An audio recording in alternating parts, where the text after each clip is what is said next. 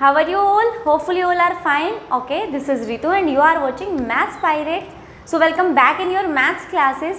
Today we will discuss the remaining questions of exercise 7.4 of chapter coordinates geometry. तो इससे पहले के जो questions थे वो हमने डिस्कस कर लिए थे और आपको उनमें शायद कोई भी डाउट नहीं था। तो अब हम आगे के क्वेश्चंस को डिस्कस करते हैं और हाँ, अगर किसी भी क्वेश्चन में कोई भी डाउट हो तो आप कमेंट करके पूछ सकते हैं। और अगर आपने इस चैनल को सब्सक्राइब नहीं किया है तो सबसे पहले चैनल को सब्सक्राइब कर लीजिए और अगर वीडियो अच्छी लगे तो लाइक एंड शेयर ज़रूर करें, ठीक है। तो चलिए फिर स्टार्ट करते हैं। Question number 4, what is the question?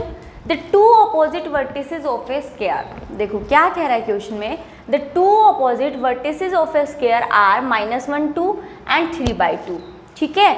Find the coordinates of the other two vertices. एक स्क्वायर आपको गिवन है, क्या बोल सकते हो आप यहाँ पे? आप बोल सकते हो 1 सेकेंड, इंक कुछ ज़्यादा ही हो गई, ठीक है। चलिए, तो क्या कह रहा है, एक स्क्वायर आपको गिवन है, ये मान लो आपके पास एक स्क्वायर है और उसके 2 वर्टिसेस गिवन है। क्या है? उसके 2 वर्टिसेस गिवन है। तो मान लो मैंने वर्टिसेस ले लिया, ये एक स्क्वायर है तो मैं इसका नाम दे रही हूँ A B C and D. System से लिखेंगे ABC and D। 2 vertices given है तो कोई भी 2 वर्टिसेस ले लो। तो ये ले लिया मैंने -1, 2। ऑपोजिट वर्टिसेस हैं तो अगर ये है तो इसका ऑपोजिट ही आएगा। अगर मैं B लेती तो इसका ऑपोजिट क्या आता? D आता। तो A ले लिया मैंने -1/2 और C ले लिया मैंने 3/2, ठीक है। C ले लिया मैंने 3/2। अब क्या कह रहा है कि ऑपोजिट वर्टिसेस तो स्क्वायर के ये है, ठीक है। आपको फाइंड करना है, क्या फाइंड करना है? कोऑर्डिनेट्स ऑफ अदर टू, यानी ये और जो ये है इसके कोऑर्डिनेट्स फाइंड करने। तो पहले तो एक का ले लेते हैं, मैंने इसका लेट कर लिया। इसके जो कोऑर्डिनेट्स हैं वो क्या है? x, y है। अब देखो, अगर आपको पता हो स्क्वायर में क्या होते हैं, सारी साइड्स इक्वल होती है, तो इसका मतलब AB इक्वल होगी BC के, बिल्कुल होगी, क्योंकि क्या है? स्क्वायर है। तो अभी मैं सिर्फ इसकी बात कर रही हूँ, इसको लास्ट में देखेंगे। तो यहाँ पे लिखेंगे हम ABCD, let ABCD is a square. एक स्क्वायर है हैविंग, क्या है भाई उसके पास? Having vertices A -1/2 and C 3/2, ठीक है। एंड B बस यहीं तक लिखो, let ABCD is a square having vertices A this and C is this, ठीक है। ये वर्टिसेस थे। अब हमने लेट कर दिया, let vertex B is XY। हमने जो B था उसको लेट कर लिया XY। नाउ आप देखिए हम क्या लिख सकते हैं, हम लिख सकते हैं यहाँ पे AB equals to BC। AB equals to BC क्यों लिख सकते हैं? Because ABCD is a square. क्यों? क्योंकि भाई ABCD क्या है? एक स्क्वायर है और आपको पता है स्क्वायर की सारी साइड्स क्या होती है? इक्वल।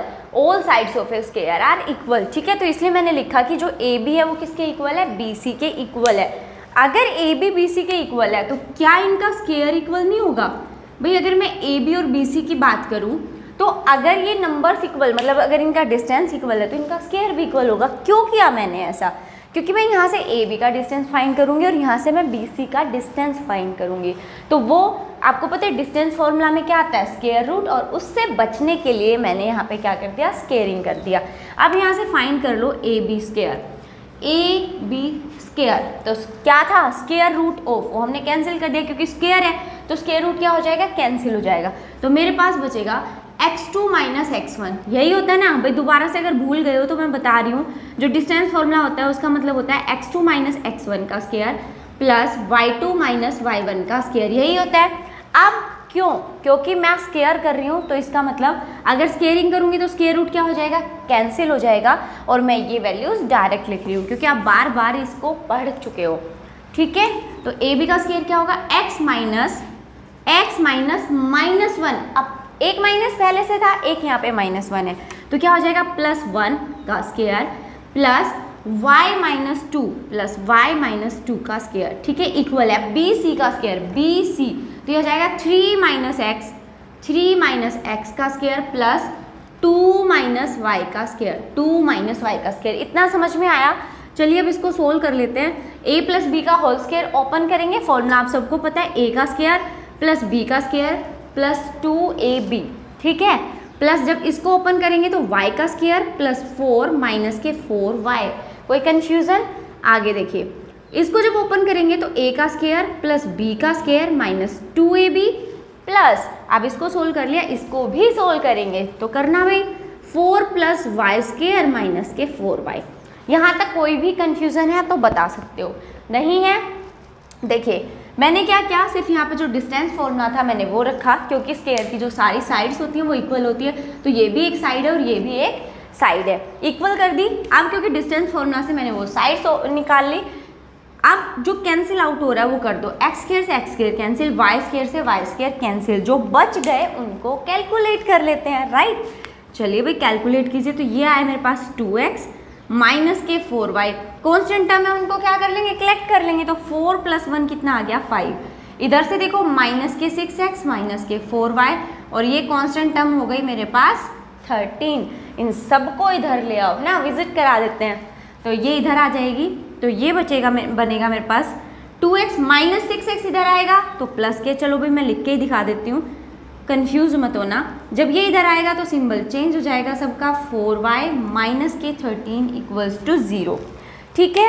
कलेक्ट करो भाई, 2x 6x, तो ये कितना हो जाएगा 8x minus 4y plus 4y, तो क्या हो गया कैंसिल, यहाँ से बचा 5 माइनस 13, तो ये आ गए मेरे पास माइनस के 8, ठीक है, प्लस का 5 माइनस का 13, तो माइनस के 8 आ गए इक्वल्स टू 0।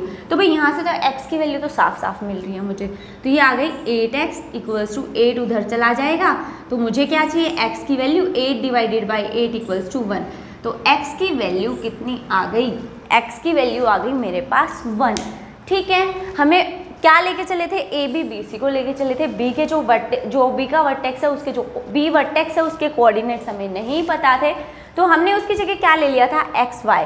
तो अब x की वैल्यू तो आ गई, बट अब y कहाँ से लाएं। अब देखो भाई कोई वैल्यू होती है वहाँ पे y पुट कर देते, अब मुझे तो कुछ दिखाई नहीं दे रहा कि y कहाँ पर पुट करें, तो क्या कर सकते हैं, तो देखिए क्या करेंगे, हमें दिखाई दे रहा है ABC दिख रहा है आपको, ABC क्या है, एक ट्राइंगल है ना, ये था मेरे पास पॉइंट D, जो ABC है ध्यान से देखना, ABC एक ट्राइंगल है, और स्क्वायर के अंदर आप सबको पता है एंगल कितने की डिग्री का होता है, 90 डिग्री, इसका मतलब ये कैसी ट्राइंगल है, राइट एंगल ट्राइंगल है, तो हम यहाँ पे लिखेंगे हेयर ABC इज ए, क्या है भाई ये, right angle triangle, right angle triangle है ये, ठीक है। अगर ये राइट एंगल ट्राइंगल है तो हम यहाँ पर पाइथागोरस थ्योरम यूज कर सकते हैं, सो बाय पाइथागोरस क्या लिख सकते हैं हम, बाय पाइथागोरस थ्योरम, ए सी का होल स्क्वायर किसके इक्वल होगा, ए बी के स्क्वायर के प्लस बी सी के स्क्वायर के, यही तो होती है पाइथागोरस थ्योरम। क्या, ये जो हाइपोटेन्यूज होता है वो किसके इक्वल होता है, बेस प्लस परपेंडिकुलर के, बेस के स्क्वायर के प्लस परपेंडिकुलर के स्क्वायर के। तो आप इनकी वैल्यूज फटाफट से रखिए और सोल्व कीजिए।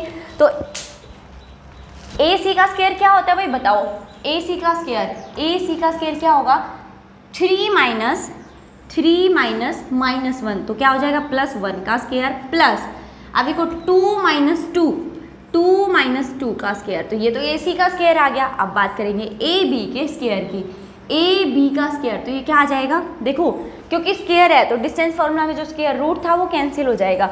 अब ए बी की बात करें, ए बी तो ये आ जाएगा x माइनस -1 है तो क्या हो जाएगा +1 प्लस y माइनस 2 का स्क्वायर प्लस, ये तो सिर्फ मैंने किसकी वैल्यू निकाली, ए बी के होल स्क्वायर की।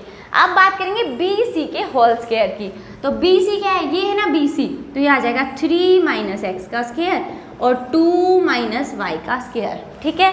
सोल्व करो तो 3 + 1 4 का स्क्वायर 16, 2 माइनस 2 0 और 0 का स्क्वायर कितना होता है, 00 नहीं, 0 का स्क्वायर 0 ही होता है, ठीक है। अब इसको सोल्व करो भाई, स्क्वायर ओपन करोगे, a का स्क्वायर बी का स्क्वायर प्लस 2ab, y का स्क्वायर प्लस 4 माइनस के 2 2 ज़ा 4y plus 9 plus x square minus के 6x 4 plus y square minus के 2 2 ज़ा 4y, ठीक है। जो कैंसिल होता है उसको कैंसिल कर दो, कैंसिल तो कुछ होगा नहीं क्योंकि इधर जो लेफ्ट हैंड है सिर्फ एक कांस्टेंट टर्म है, तो इनको क्या करेंगे, सबको कलेक्ट कर लेंगे। तो ये क्या आ जाएगा मेरे पास, मैं इस 16 को, क्योंकि इक्वल टू है तो आप लेफ्ट हैंड में लिखो या राइट हैंड में कुछ भी फर्क नहीं पड़ेगा, तो पहले ये वाली जो टर्म है वो लिख देते हैं और 16 को उसके राइट साइड में लिख देंगे। तो एक्स स्क्वायर कितना है 2x square plus y square 2y square. अब x की टर्म्स कलेक्ट करो, x ये रहा, 2x माइनस 6x कितना आ जाएगा माइनस के 4x। y की टर्म्स कलेक्ट करो, माइनस 4y माइनस के 8y। अब क्या बची कांस्टेंट टर्म, तो 1 4 5 5 और 9 14 14 और 4 18, तो ये आ गया 18 इक्वल्स टू 16। ठीक है, यहाँ तक कोई भी कंफ्यूजन नहीं है। तो ये आएगा मेरे पास 2x square 2y square minus के 4x माइनस के 8y। ये 16 है, इसको भी इधर ले आए, क्यों बेचारे को अकेला छोड़ रखा है, राइट। तो उसको इधर ले आएंगे 16 को, तो 18 माइनस 16 कितना आ जाएगा 2 इक्वल्स टू 0। अब देखो क्या सब में 2 कॉमन है, बिल्कुल है। अगर 2 कॉमन है तो क्या करें, यहाँ से 2 को कॉमन ले लो। जब कॉमन लेंगे तो क्या आ जाएगा x square y square minus के 2x माइनस के 4y प्लस का 1 इक्वल्स टू 0। तो ये आ गया हमारे पास एक रिक्वायर्ड इक्वेशन। ठीक है, ये इक्वेशन किस लिए चाहिए थी, क्योंकि हमें y की वैल्यू फाइंड करनी है। तो यहाँ एक इक्वेशन आ गई भाई, यहाँ से हमने x की वैल्यू निकाल ली थी, अब हमने इसी जो ट्राइंगल है उसको यूज़ किया और x की वैल्यू जो 1 है उसको क्या करेंगे, इसके अंदर पुट कर देंगे, क्योंकि ये वैल्यू भी तो यहीं से आई है, इसी ट्राइंगल से। ठीक है, तो अब हम यहाँ पर लिखते हैं पुट, ये हमने इक्वेशन दे दी 1। ठीक है, तो put value of x equals to 1 in equation first. तो क्या करेंगे, इन इक्वेशन फर्स्ट में इसको पुट कर देंगे, तो हमें क्या वैल्यू मिलेगी, देखो 1 का square plus y square minus 2 into 1 minus 4y plus 1 equals to 0। यहाँ तक समझ में आया। ठीक है, तो देखिए ये क्या आएगा इसका आंसर। तो इसको अब हम आगे लिख सकते हैं, यहाँ देखिए इसको यहाँ लिख रही हूँ मैं, 1 का स्क्वायर 1 प्लस वाई स्क्वायर, और यहाँ से आ गया मेरे पास -2, यहाँ से आया माइनस के 4y और ये है प्लस 1 इक्वल्स टू 0। ठीक है, तो क्या लिख सकते हैं इसको, वाई स्क्वायर माइनस 4y, तो 1 प्लस 1 2 और 2 माइनस 2 क्या हो गया 0। ठीक है, 2 माइनस 2 क्या हो गया 0। यहाँ से अगर देखो तो y कॉमन आ रहा है, तो ये आ जाएगा y माइनस के 4, है ना, y माइनस 4 इक्वल्स टू 0। तो ये आ गया मेरे पास y माइनस 4 इक्वल्स टू 0। ठीक है, y को कॉमन ले लिया। अब यहाँ से y की 2 वैल्यूज हो सकते हैं, या तो y 0 के इक्वल होगा या फिर y क्या होगा, और y क्या होगा 4। तो y की 2 वैल्यूज आ गई। x की वैल्यू क्या थी 1, तो जब x 1 है तो हमारे पास y की 2 वैल्यूज है, तो हम क्या बोल सकते हैं, हमें वर्टिसेस मिल गए दोनों के। सो लिख सकते हैं हम हैंस रिक्वायर्ड वर्टिसेस आर, भाई रिक्वायर्ड वर्टिसेस क्या आगे, वो आगे जब x 1 है तो या तो 0 होगा y, या फिर जब x 1 होगा तो y कितना होगा 4। तो हमारे पास ये 2 वर्टिसेस आ गए, यही तो फाइंड करने थे। तो हम यहाँ पे वैल्यूज लिख सकते हैं, कोई भी, मान लो ये 1 0 है और ये क्या लिख सकते हैं 1 4, इनमें से कोई भी वैल्यू हो सकती है। तो क्वेश्चन समझ में आया सबको। आप देखिए क्वेश्चन नंबर 5 क्या कह रहा था, class 10th student of a secondary school in Krishnanagar have been allotted a rectangular plot of land for their gardening activities. कह रहा है ये एक रेक्टेंगुलर प्लॉट है। ठीक है, क्या किया है, इसको अलॉटेड किया है स्टूडेंट्स को, 10th क्लास के स्टूडेंट्स को गार्डनिंग एक्टिविटी के लिए। क्या कह रहे हैं, sapling of gulmohar are planting on the boundary of a distance of 1 metre from each.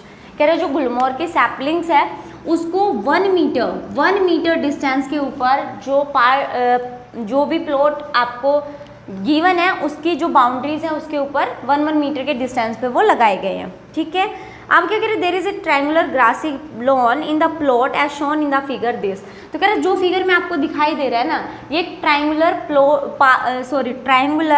क्या है, ये ग्रासी लॉन है। ठीक है, इसके अंदर घास उगी हुई है, ग्रासी लॉन है ये।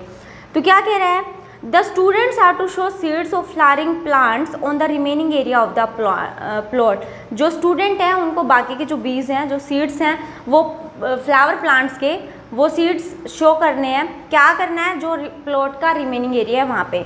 तो आपको क्या फाइंड करना है, ये तो सिर्फ उसने इस क्वेश्चन की वो बता दी, एक स्टोरी बता दी कि क्वेश्चन ये है। आपको फाइंड क्या करना है, देखिए फर्स्ट पार्ट में फाइंड करना है taking A as a origin, A को ओरिजिन लेट करके चलना है आपको। Find the coordinates of the vertices of the triangle, कह रहा है जब आप ए को ओरिजिन लेके चलोगे तो जो ये ट्राइंगल आपको गिवन है इसके वर्टिसेस फाइंड करने हैं, ठीक है। क्या करना है आपको, इसके वर्टिसेस फाइंड करने, तो सबसे पहले ए को ओरिजिन लेंगे।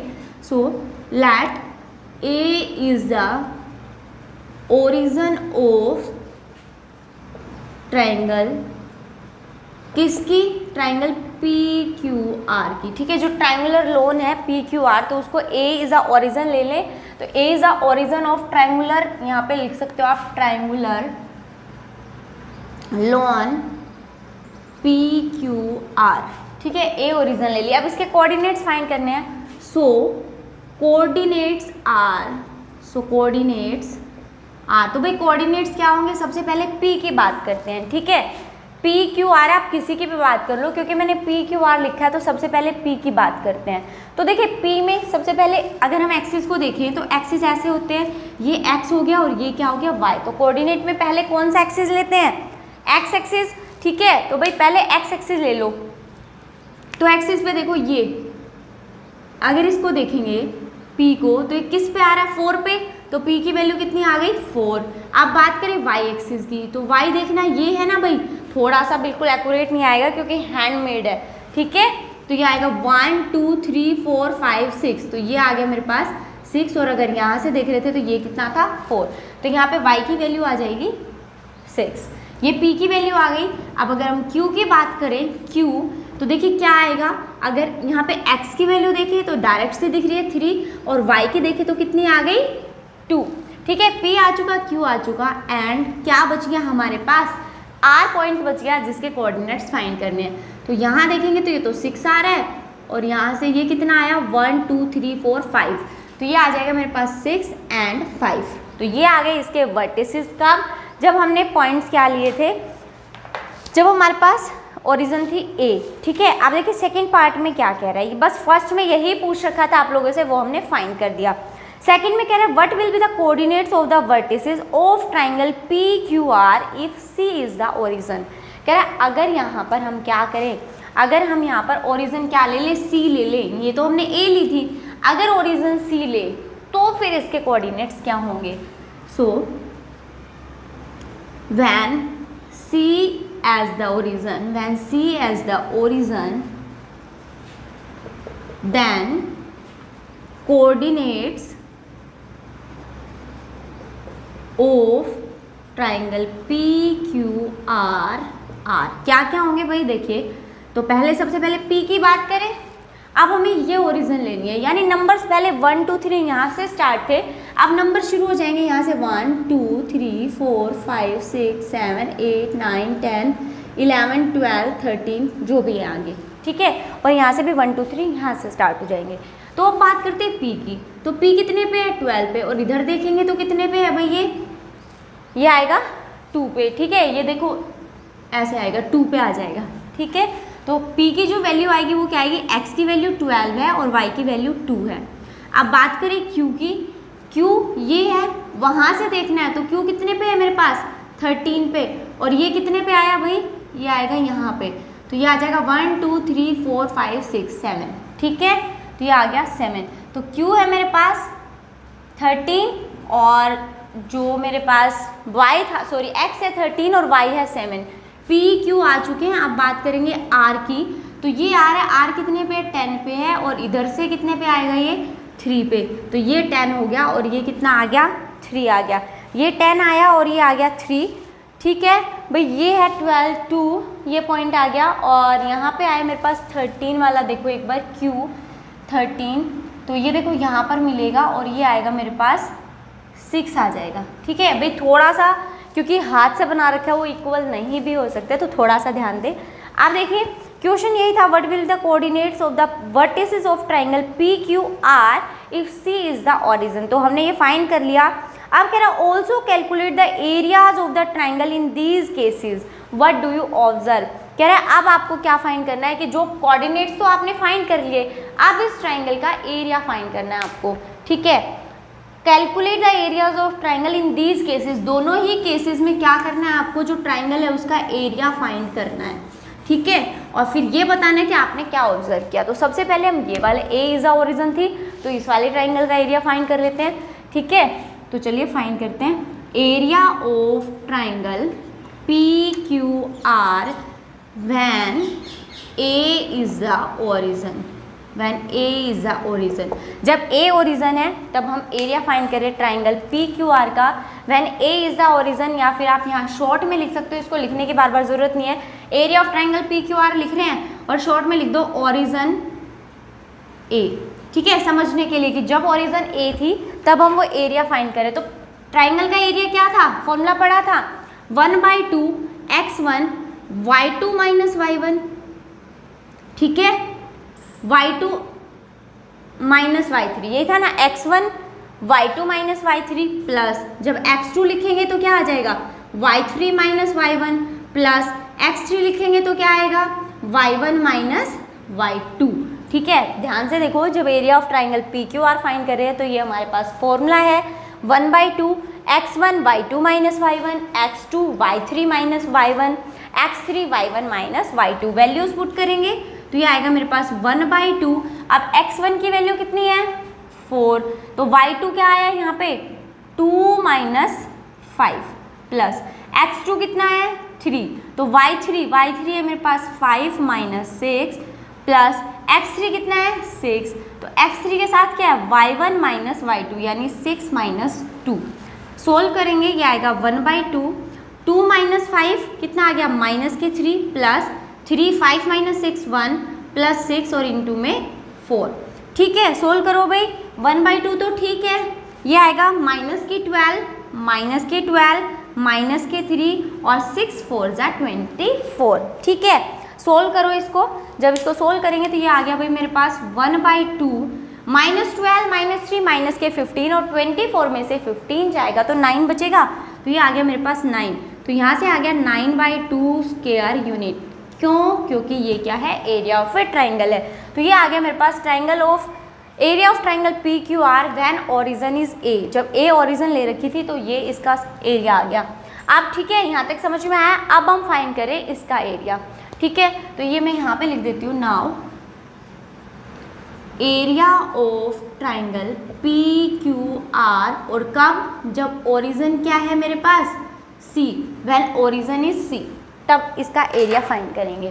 तो ये आ गया 1/2, ठीक है, 1/2 x1। अब इसमें x1 कितना है 12, तो ये आएगा y2 माइनस y1 यानी 6 माइनस 3 y2 माइनस y3, ठीक है, प्लस अब कितना लेंगे x2 कितना है भाई 13, तो ये आ जाएगा 13 और क्या लेंगे साथ में y3 माइनस y1 यानी 3 माइनस 2 प्लस x3 कितना है 10, x3 है मेरे पास 10, तो x3 के साथ क्या लेंगे y1 माइनस y2 यानी 2 माइनस 6, तो ये आएगा 2 माइनस 6।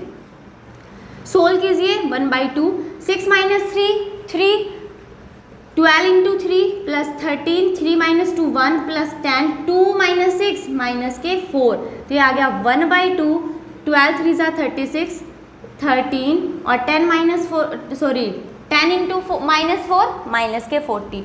सोल्व करिए तो ये आ गया 1/2, 36 माइनस 40, 36 माइनस 40 कितना आया माइनस का 4, तो 13 माइनस 4 कितना आ गया 9, तो ये आ गया 9/2 स्क्वायर यूनिट, ठीक है। तो अब यहाँ से क्या ऑब्जर्व किया हमने, बताओ भाई। देखो जब हमने दोनों ही एरियाज लिए, ठीक है, जब हमने area of triangle P Q are निकाला जब ओरिजिन ए थी और जब ओरिजिन सी थी तब भी दोनों में triangle of area of triangle P Q are क्या है सेम है। तो हम यहाँ पे लिखेंगे क्या ऑब्जर्व किया, we observe that here we observe that in both cases area of triangle PQR is same, ठीक है, दोनों में जो ट्राइंगल पी क्यू आर है उसका एरिया क्या है, सेम है। तो ये था क्वेश्चन नंबर 5। अब बात करते हैं क्वेश्चन नंबर 6 की। ठीक है, तो क्वेश्चन नंबर 5 कैसा लगा? इजी था, इंटरेस्टिंग भी था, है ना, थोड़ा सा अलग से लॉजिक लगा है इसके अंदर। तो ये था क्वेश्चन नंबर 5। अब बात करते हैं क्वेश्चन नंबर 6 की। देखिए क्वेश्चन नंबर 6 क्या दे रखा है, ये हमारे पास the vertices of a triangle A B C. A B C एक ट्राइंगल हमें गिवन है, ये है triangle A B C, A B और सी। क्या दे रखे हैं, इसके वर्टिसेस दे रखे हैं 4 6, बी है मेरे पास 1 5, सी है मेरे पास 7 2। ठीक है, अब क्या करें, line is drawn to intersect sides A B and A C at D. ठीक है, A B and A C at D and E, तो ये है डी और ये है ई। क्या कह रहा है कि ये जो लाइंस है ये इंटरसेक्ट हो रही है किस पॉइंट पर, डी एंड ई पे, यानी ए बी डी पर इंटरसेक्ट हुई और ए ई किस पे इंटरसेक्ट हो गई, ई के ऊपर इंटरसेक्ट हो गई। आपको बताना क्या है, सच दैट इंटरसेक्ट हुई तो क्या कह रहा है, यहाँ पे कंडीशन बनी और वो क्या बनी, A D upon A B given that, सबसे पहले देखो given that vertices of triangle A B, जो दे रखा है वो लिख देते हैं, vertices of triangle A B C are, A है मेरे पास 4 6, बी है मेरे पास 1 5 एंड सी कितना है 7 2। ठीक है, एंड एक कंडीशन दे रखी है, एंड ए लाइन ड्रॉन, ये भी लिख देते हैं, and A line drawn to intersect, a line is drawn to intersect sides AB and AC at D and E respectively। ठीक है, ये इंटरसेक्ट किया, जब ये इंटरसेक्ट की तो यहाँ पे एक कंडीशन बनी। क्या कंडीशन बनी, AD upon AB, AE upon AC और इक्वल्स टू कितना है वो 1/4। ठीक है, तो अब आपको फाइंड क्या करना है, देखिए you have to calculate the area of triangle A D E. जो ट्राइंगल है ए डी ई, इसका एरिया कैलकुलेट करना है और कंपेयर करना है किसको, उस ट्राइंगल कंपेयर करना है area of triangle A B C से। ठीक है, नेक्स्ट कह रहा है रिकॉल थ्योरम 6.2 एंड थ्योरम 6.6। यहाँ पे यूज होगी 6.2 एंड 6.6 जो थ्योरम आपने पढ़ी थी। तो 6.2 जो थ्योरम है वो क्या कहती है कि अगर AD अपॉन DB, यानी कोई एक लाइन है जो इस रेशो में AD upon DB, AE upon AC अगर इस रेशो में उसको डिवाइड करती है तो लाइन क्या होगी, यानी DE क्या हो जाएगी, पैरेलल हो जाएगी BC के। तो जो DE जो लाइन होगी वो पैरेलल होगी थर्ड साइड के। तो ये तो थी 6.2 थ्योरम। अब वो कह रहा है 6.6 को भी यूज़ करना है। तो 6.6 में क्या है कि अगर टू ट्राइंगल सिमिलर हैं, अगर टू ट्राइंगल सिमिलर हैं तो हम क्या बोल सकते हैं, area of triangle ADE upon area of triangle ABC किसके इक्वल होगा, जो उसके साइड्स हैं उन उसके स्क्वायर के, उसके रेशो के स्क्वायर के, यानी AD अपॉन AC का square plus equals to AD upon AB का स्क्वायर, या फिर हम बोल सकते हैं AE अपॉन AC का स्क्वायर। ठीक है, ये हम क्या बोल सकते हैं, क्या होंगे, इक्वल्स होंगे। ठीक है, तो ये क्या आ गए, इक्वल्स बाई AD AB हो गया और ये आएगा हमारे पास थर्ड आएगी DE अपॉन BC का स्क्वायर। तो ये थी हमारे पास 6.6 थ्योरम। ठीक है, तो अब इनको यूज़ करते हुए हमें क्या फाइंड करना है, एरिया ऑफ ट्राइंगल ADE। क्या फाइंड करना था भाई, इसमें हमें फाइंड करना था एरिया ऑफ ट्राइंगल ADE और ABC, उनको कंपेयर करना है उनके एरियाज़ को। ठीक है, तो सबसे पहले ADE का जो एरिया है वो फाइंड कर लेते हैं। ठीक है, तो देखो दे क्या रखा था हमें, ये दे रखा है AD अपॉन AB दे रखा है, AD अपॉन AB आएगा भाई, ये यहाँ पे है AB, AD अपॉन AB। ठीक है, तो हम यहाँ पे देखो सीधा सा AD का एरिया तो डायरेक्ट सा आ गया, क्या आया हमारे पास, देखिए क्या आ गया, यहाँ से हम लिख सकते हैं बाय थ्योरम 6.6 हम क्या लिख सकते हैं, area of AD upon area of ABC किसके इक्वल है, AD अपॉन AB के स्क्वायर के। और ये हमें दे रखा है AD अपॉन AB कितना है, AD अपॉन AB कितना है 1/4, तो 1/4 का स्क्वायर आ गया।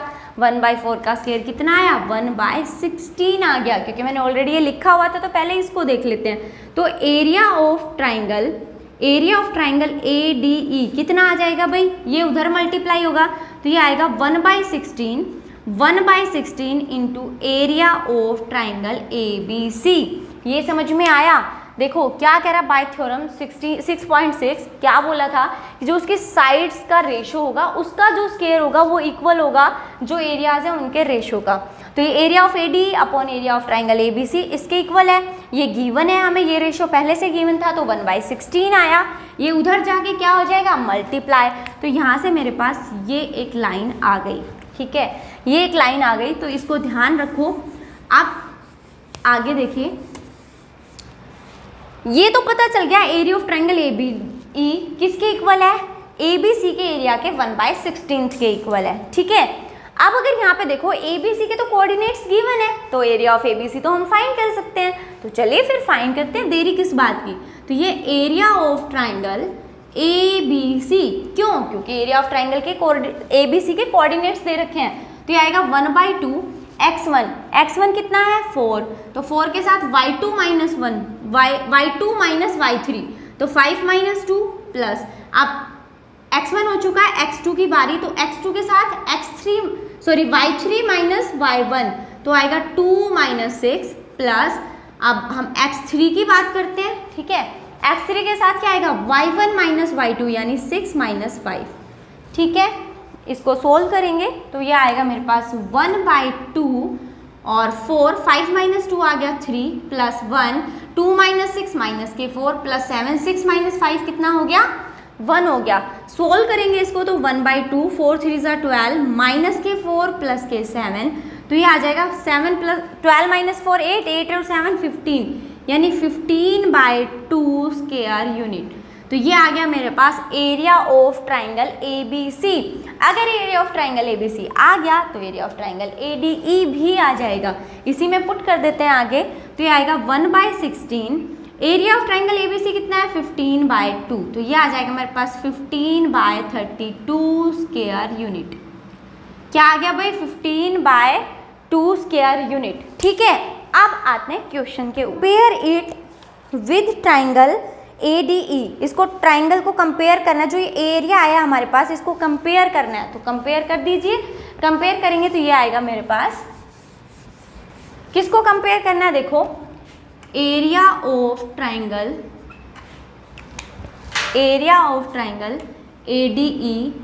ADE को कंपेयर कर रहे हैं एरिया ऑफ ट्राइंगल ABC से, या फिर आप रेशो में भी लिख सकते हो, ये दिस रेशो दिस एक ही बात है, क्योंकि रेशो भी तो डिवाइड में ही लिखा जाता है। तो ADE कितना आया, ADE आया मेरे पास 15/32 और ये कितना आया था मेरे पास 15/2 आया था, है ना, 15/2 आया था। तो क्या होगा यहाँ, इसको जब सोल्व करेंगे तो 15/32 और ये हो जाएगा 2/15, तो कैंसिल होके ये आ गया 1/16। 1/16 कितना आया 1/16 और उसको हम क्या लिख सकते हैं 1/16। तो ये आ गया इनका कंपैरिजन।